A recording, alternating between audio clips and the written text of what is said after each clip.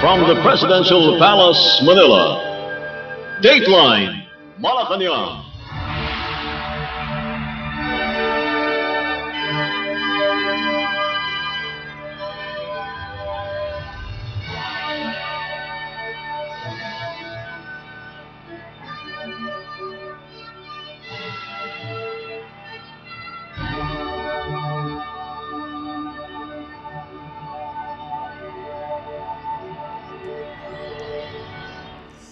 Good day.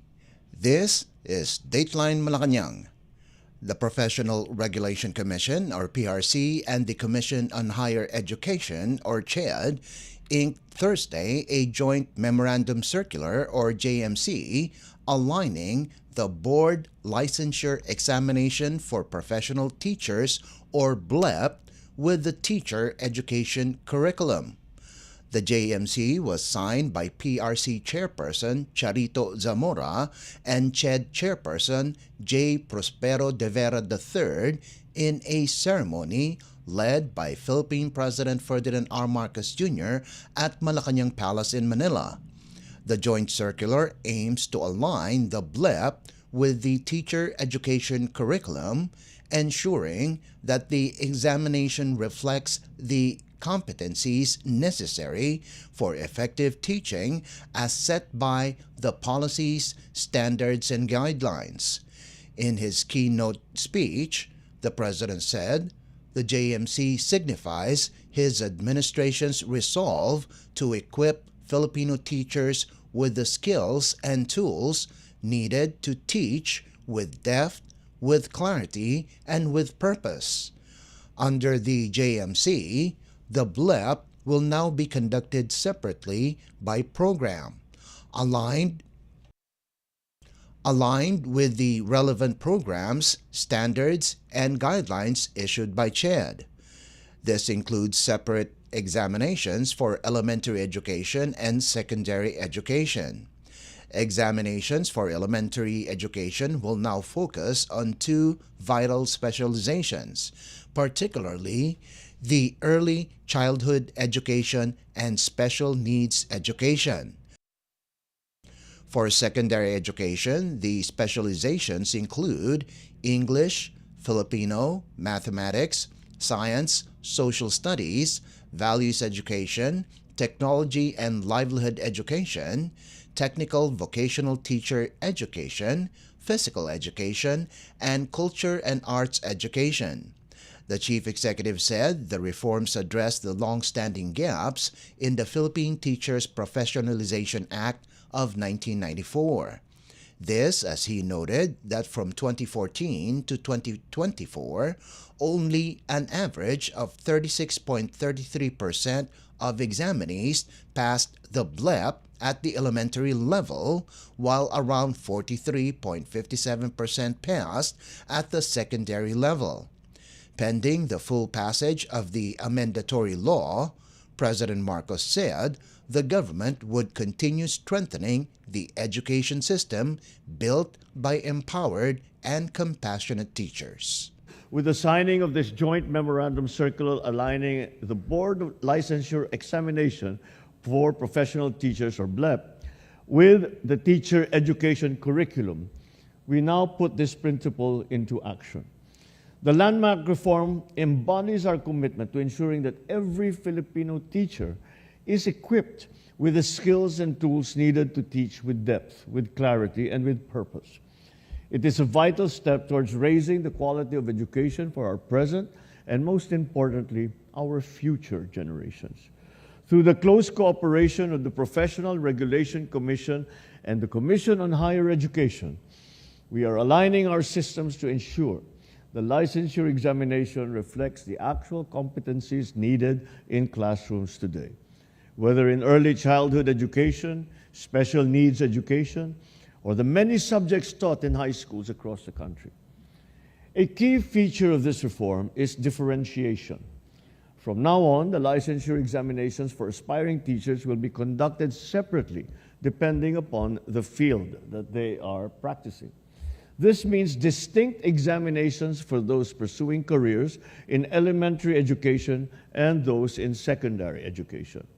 For elementary education, the focus will now include two vital specializations, early childhood and special needs education. As for the secondary education, these specializations include English, Filipino, mathematics, science, social studies, values education, technology and livelihood education, technical vocational teacher education, physical education, as well as culture and arts education. Through this joint circular, we are making that process more than just relevant, more responsive, more to every single examinee. Alongside this, we are giving education graduates not just another shot, but we are giving them a good chance. Because what they learn should prepare them for the tests that they are meant to take and the classrooms they are meant to lead. While we await the full passage of the amendatory law, we will continue to build on this system that produces better teachers, well equipped to teach, and in doing so, uplift countless generations of Filipino learners. That was Philippine President Ferdinand R. Marcos Jr. Dateline Malacañang.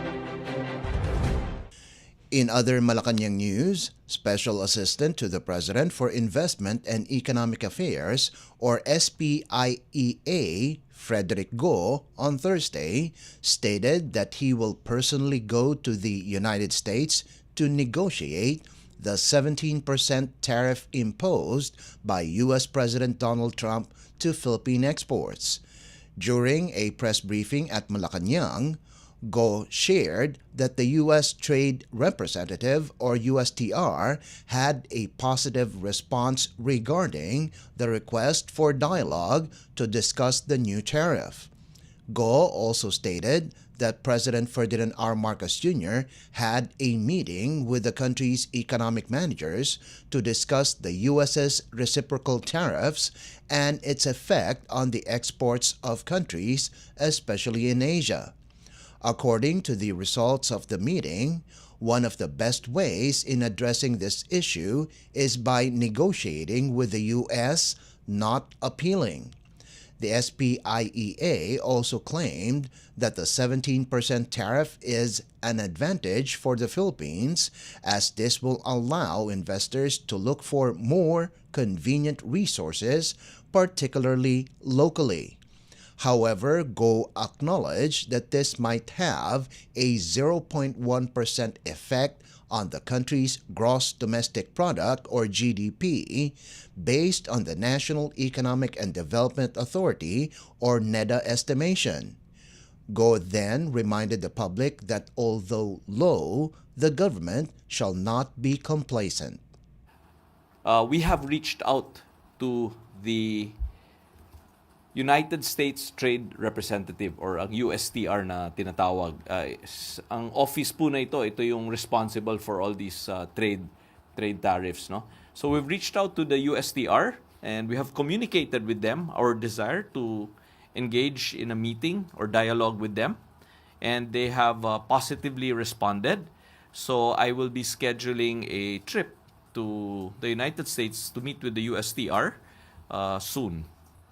I think the keywords are probably not appeal. This is a negotiation. And of course, in my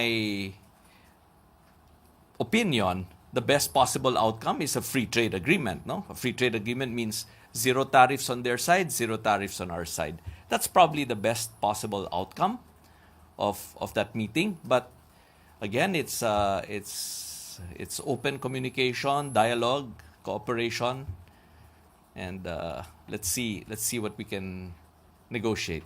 Nakikita po natin, no, malinaw na malinaw sa mga reciprocal tariffs na inimpose ng Amerika sa mundo, ay medyo advantaged po ang Pilipinas ng kaunti, no?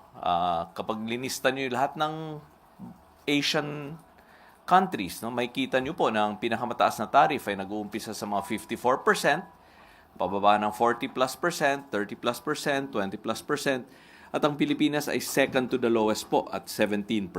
No? Ang isang bansa na mas mababa sa atin ay ang Singapore at 10%. So kapag tiningnan nyo po yun, inanalyze nyo po, ay medyo mukhang maganda po para sa Pilipinas. May konti po tayong advantage. However, we are aware that any tariff, any additional tariff still affects certain industries in the Philippines, no? Which is why we think that may konting effect po to. Based on the NEDA estimates, posibleng may effect po to ng 0.1% sa ating GDP in the next 2 years. So, konti lang po yung effect, no? Of course, we have to also think that this is only one export sector of the country. And businesses are generally quite resilient. Kung magsarang isang market, naghahanap po sila ng ibang market na ma-open. So, but to answer your question directly, the estimate is a 0.1% effect on our GDP. Was Special Assistant to the President for Investment and Economic Affairs, Frederick Go. Dateline Malacañang. Also on Thursday, Malacañang said the Palace is not surprised on former presidential spokesperson Harry Roque's involvement over the circulation of the fake polvoron video of Philippine President Ferdinand R. Marcos Jr. On April 8th, vlogger Vicente Bencalo Pebbles Cunanan made a revelation during the fourth hearing of the House Tri-Committee that it was Roque who was behind the fake video of the president using cocaine, and it was intended to damage the reputation of President Marcos. According to Cunanan, Roque stated that the video, which circulated on July 2024, should come from outside the country to make it more believable. In a press briefing, Presidential Communications Office or PCO Undersecretary and Palace Press Officer Claire Castro said that this is nothing new and the Chief Executive is just a victim of fake news. Castro said the palace will be entrusting this case to different law enforcement agencies such as the National Bureau of Investigation or NBI and the Department of Justice or DOJ. Upon completion of their investigation, necessary actions will be taken. Roque, however, recently denied the allegations, stating that the House Tri-Committee is a scripted show and the statements of Cunanan are mere hearsays and pure lies. Hindi na to, bago. At buti na lamang, may isang tao na dati nilang kaalyado na sinabi na si Atty. Harry Roque ang nagpakalat.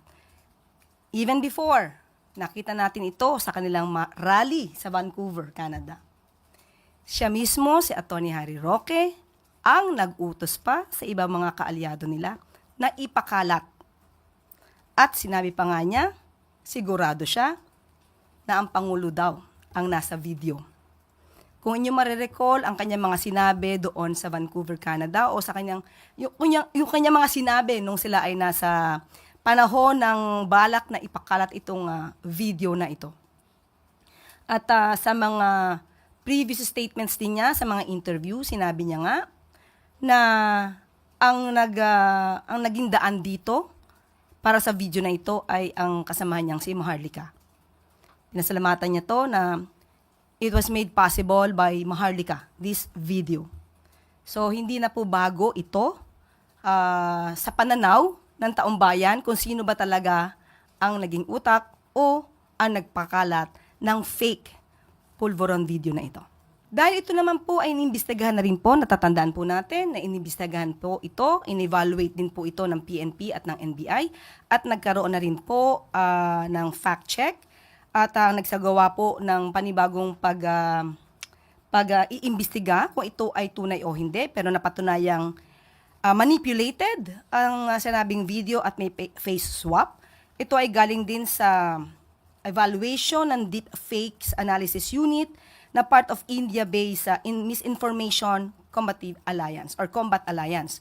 So hindi po ito lingid sa kaalaman ng palasyo dahil Ang nais lamang po ng Pangulo ay maipakita sa taong bayan na hindi totoo ang kanilang pinapakalat na video at hindi totoo ang kanilang ibinibintang sa kanya. That was Palace Press Officer and Presidential Communications Office Undersecretary Claire Castro. Dateline Malacañang. Still on Thursday, Malacañang condemned election candidates who use misogynistic and unrighteous remarks as part of their campaign. Recently, a Pasig congressional candidate became controversial for inviting single mothers to sleep with him, while a gubernatorial candidate in Mindanao claimed that only beautiful women deserved nursing scholarships. In a press briefing, Presidential Communications Office or PCO Undersecretary and Palace Press Officer Claire Castro said that even though these kinds of remarks were applauded and cheered for in the past, this should be stopped under the administration of President Ferdinand R. Marcos Jr. The PCO Undersecretary also added that these individuals should not be idolized nor imitated. According to Castro, the president also expressed his concern, saying that these actions are unacceptable and the candidates, both local and national, should uphold and promote respect, integrity, and truthfulness. Castro also said that the president is glad with the immediate response from the Commission on Elections or COMELEC regarding this matter. Paano nga ba ang ganitong klaseng pananalita noon ay pinapalakpakan? Parang ipinagbubunyi ang mga kandidato o mga leader na nagsasalita ng walang karespe-respeto, lalo-lalo na sa mga kababaihan. Ipinagmamalaki at ginagawang katatawanan, ginagawang joke ang pambababae ng mga kalalakihan. Ginagawa ring issue at katatawanan ang mga rape na sitwasyon. Hindi na po ito dapat. Hindi po dapat nagawing idolo ang mga ganitong klaseng tao. Hindi po dapat ito pamarisan. Hindi na po dapat ito pinapalakpakan. Kung nagawa ito dati at pinapalakpakan, hindi na po sa panganahon ng administrasyon ni Pangulong Marcos na dapat itong mangyari. Kaya ayon po sa Pangulo, hindi po katanggap-tanggap ang mga kandidatong ganito ang nagiging naratibo sa kanilang pangangampanya. Dapat pong mapanatili ng bawat isa, ng bawat kandidato, lalo-lalo na pa mga kandidato na nagnanais na maging leader ng bansa. Dapat ipagpatuloy nila ang pag-promote ng respeto, ng integridad, at ng truthfulness o katotohanan sa kanilang mga sinasabi habang sila ay nagbibigay ng kanilang mga pangako sa kanilang mga constituents at sa mga botante. So masaya po ang Pangulo dahil po mabilis din pong umaaksyon ang COMELEC patungkol po dito sa mga walang karespe-respetong pananalita ng ibang mga kandidato. That was Palace Press Officer and Presidential Communications Office Undersecretary Claire Castro. Dateline Malacañang. Malacañang assured the family of businessman Anson Kea that the Philippine government will not sleep and will continue to investigate the cause of his kidnapping and murder case. On March 28th, Kea was reportedly last seen leaving his company together with his driver before he was reported missing. The family of Kea then received text messages from the kidnappers asking for ransom in exchange of the safety of the Filipino-Chinese businessman. However, on April 3rd, the body of Kea, together with his driver, was found at Macabud town in Rodriguez, Rizal Province. According to authorities, the bodies were covered with duct tape and show signs of injuries and strangulation. During a press briefing on Thursday, Presidential Communications Office or PCO Undersecretary and Palace Press Officer Claire Castro assured not just the families of the victims, but the whole Filipino-Chinese community in the country, that this case will be further investigated and that they will not be neglected. Authorities are considering the possible connection of this case with Philippine offshore gaming operators or POGOs that was banned in the Philippines on July 2024. Patuloy po ang pag-iimbestiga po dito, hindi po ito tutulugan ng gobyerno. Ang lahat po na nagaganap dito ay pinagbilin po ng Pangulo na dapat imbestigahang mabuti para po malesen o ma-eradicate ang mga ganitong klaseng krimen dito sa Pilipinas. That was Palace Press Officer and Presidential Communications Office or PCO Undersecretary Claire Castro. Dateline Malacañang. In other Malacañang news, Philippine President Ferdinand R. Marcos Jr. on Thursday said he had a meaningful phone conversation with New Zealand Prime Minister Christopher Luxon regarding ways to strengthen collaboration for a free and fair trade. The president on Thursday evening posted on his official Facebook page a photo of himself talking to Luxon over the phone. President Marcos said he had a good and meaningful conversation with Prime Minister Luxon about developments in the field of trade. The chief executive added that both countries' strong relationship and cooperation for the peace and development of the region continue. In a post on X, Luxon said he sees President Marcos as New Zealand's important partner in Southeast Asia. Luxon, who has been advocating for free trade, said it is good to reconnect with the Philippine president. During Luxon's visit to the Philippines in April of 2024, he and President Marcos expressed their intent to increase the trade between the two countries by at least 50% in the next few years. Dateline Malacañang.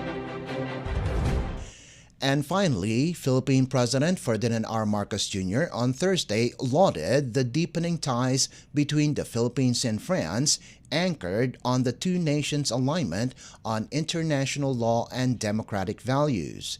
In a courtesy call by French Minister for Foreign Trade, International Financing and French Nationals Abroad, Laurent Saint-Martin at Malacañang, the president said that despite the great distance between both countries, the primacy of shared values and adherence to international law is something that is a common ground that is very solid between France and the Philippines.